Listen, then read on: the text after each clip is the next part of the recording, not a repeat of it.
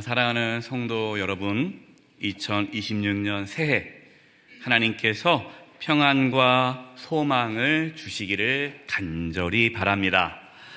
오늘 말씀의 제목이 무엇이죠? 평안과 소망을 주시는 하나님. 제목만 들어도 평안과 소망이 생기지 않습니까? 아멘. 네.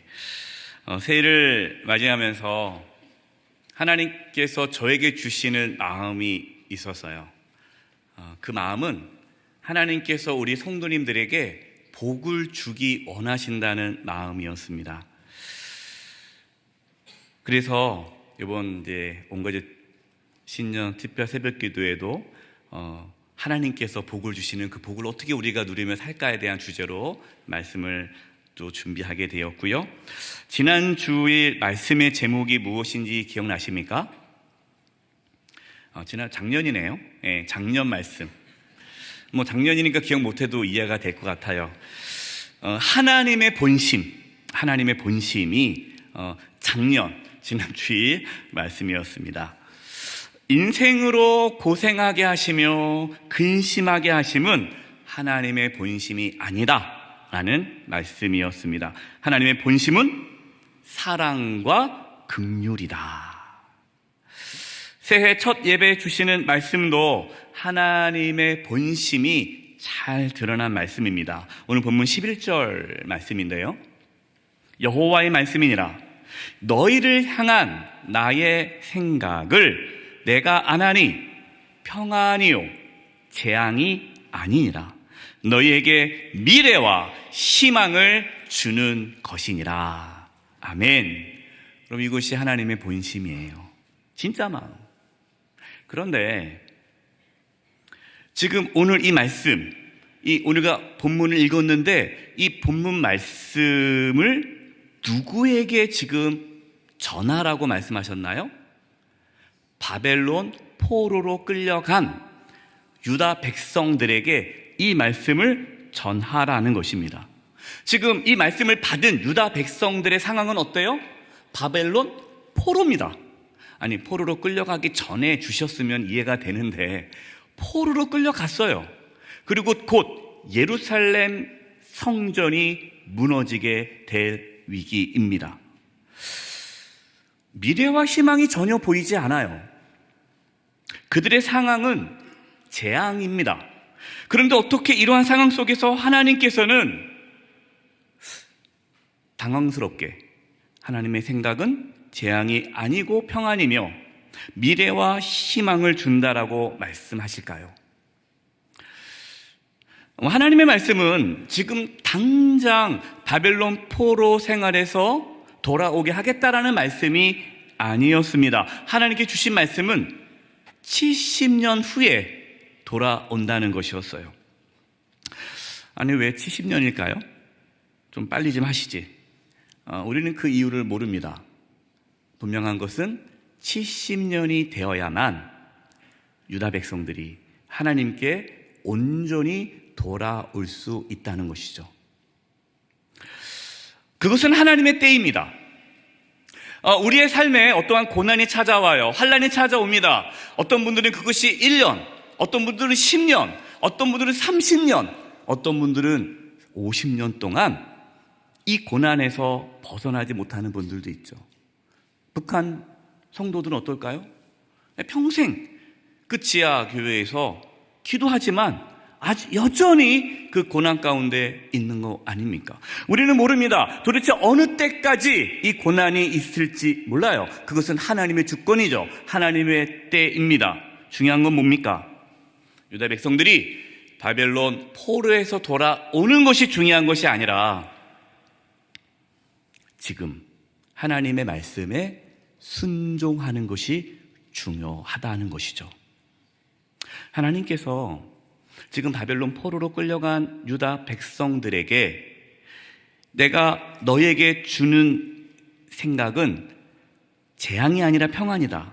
미래와 희망을 준다라고 말씀하시면서 하나님의 말씀에 순종하라고 합니다. 순종하라는 말씀이 뭡니까? 우리 본문은 아니었습니다. 바로 앞절인데요.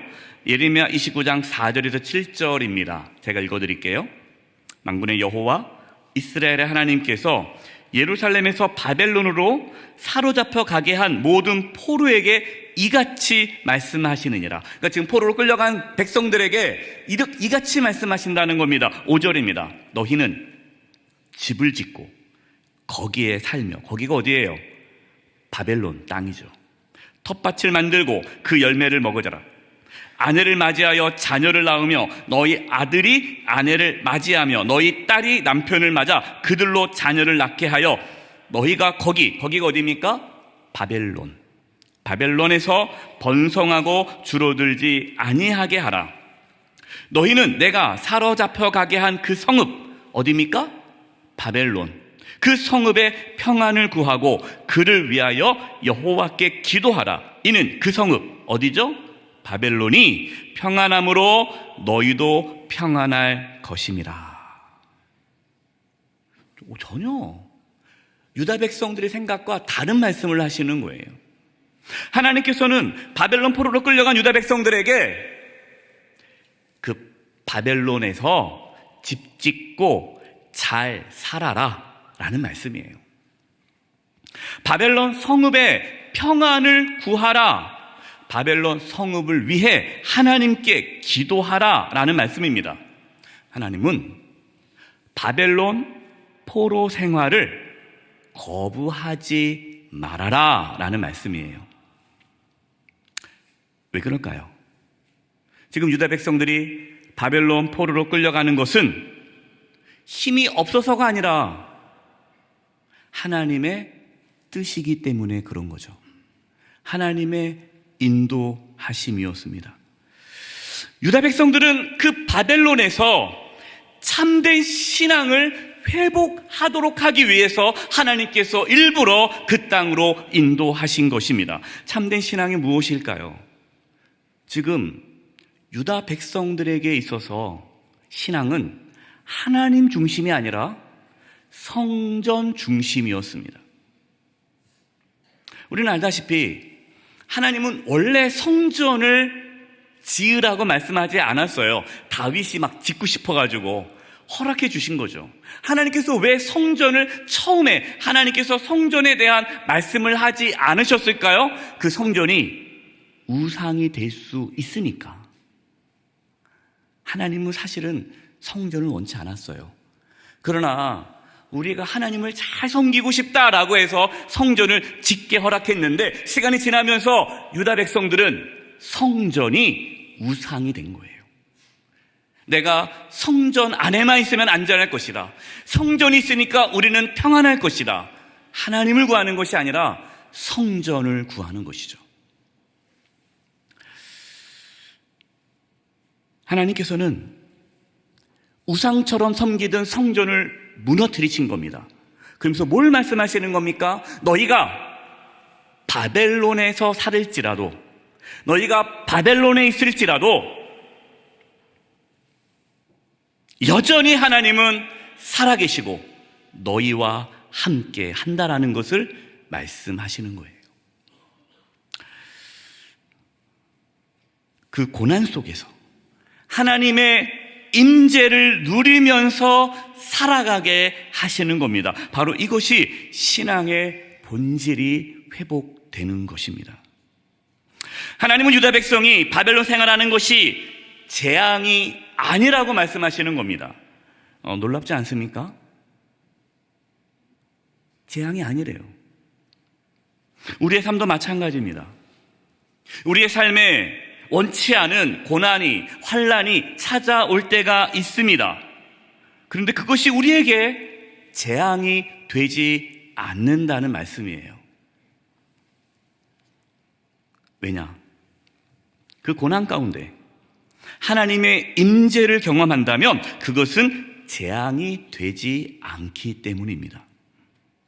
다윗이 내가 사망의 음침한 골짜기를 다닐지라도 해를 두려워하지 않을 것은 주께서 나와 함께 하십니다라는 믿음의 고백을 하지 않았습니까?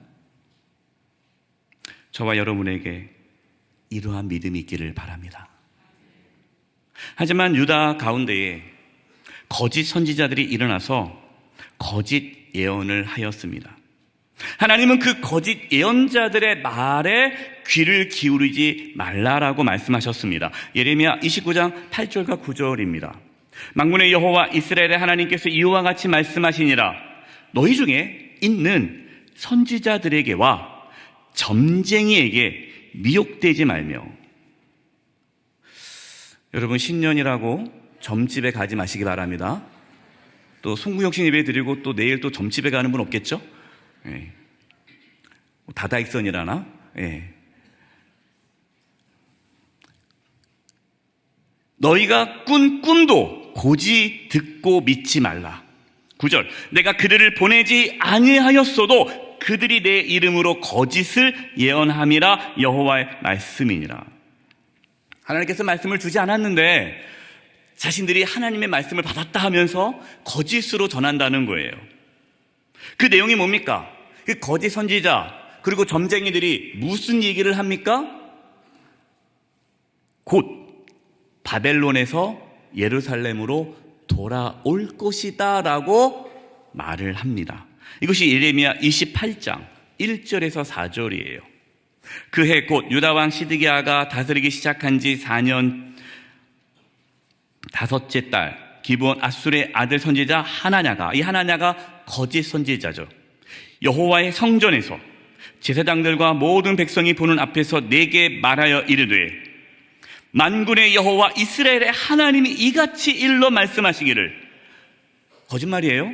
하나님 말씀하지 않았어요? 내가 바벨론의 왕의 멍에를 꺾었느니라. 듣기 얼마나 좋습니까? 할렐루야. 엄청 좋았을 거예요. 왜? 바벨론의 멍에를 꺾었다.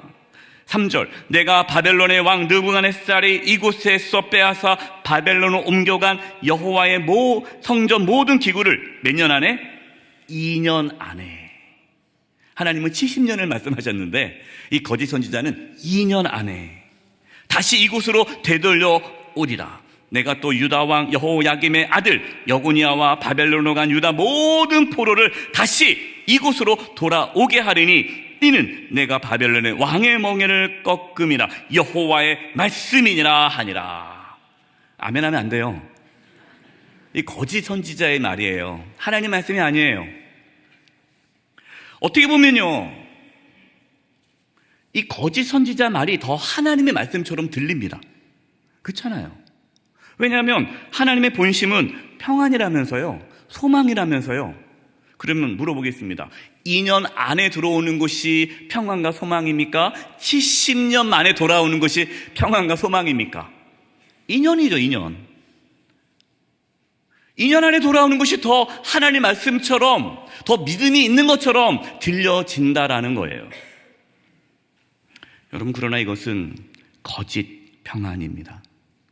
우리는 거짓 평안과 참된 평안을 구분해야 합니다.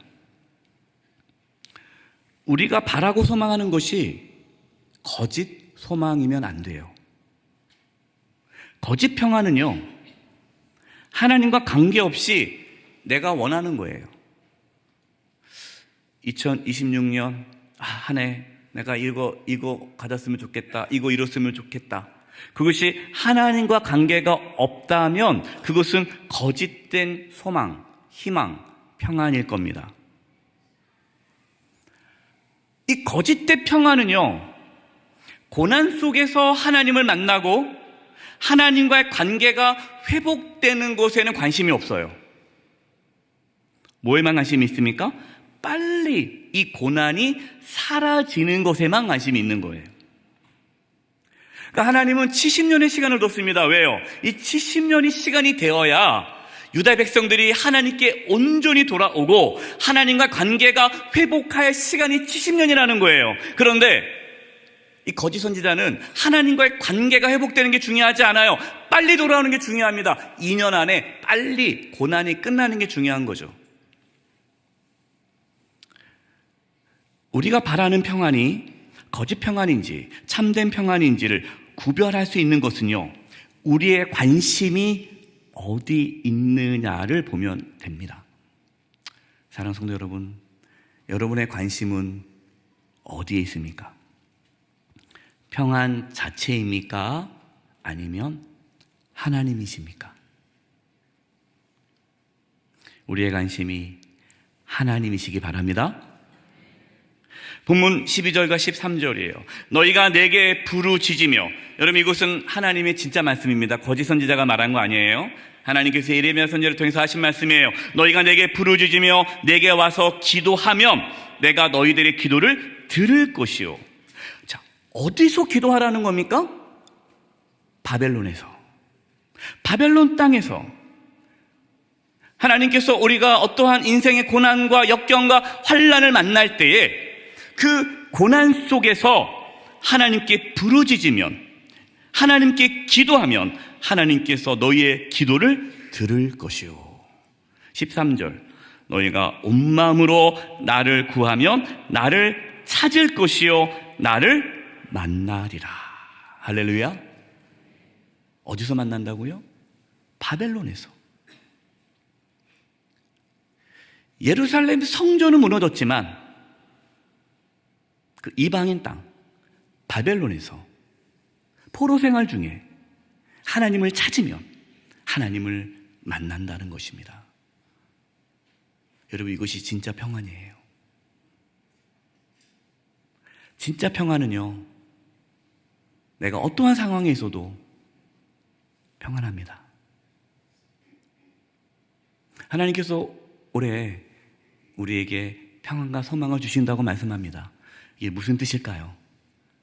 하나님께서 올해 우리를 만나 주신다는 겁니다. 그럼 우리는 어떻게 해야 될까요? 평안과 소망을 구하는 것이 아니라 하나님을 구해야겠죠. 여러분이 있는 자리에서 하나님을 찾으십시오. 하나님을 만나기를 간절히 원하십시오. 그러면 하나님께서 만나 주실 것입니다. 하나님 만나는 그 순간 우리는 평안과 소망을 갖게 될 것입니다.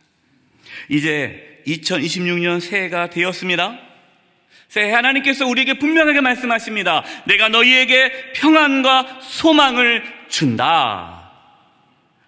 두려워하거나 불안해하지 마십시오.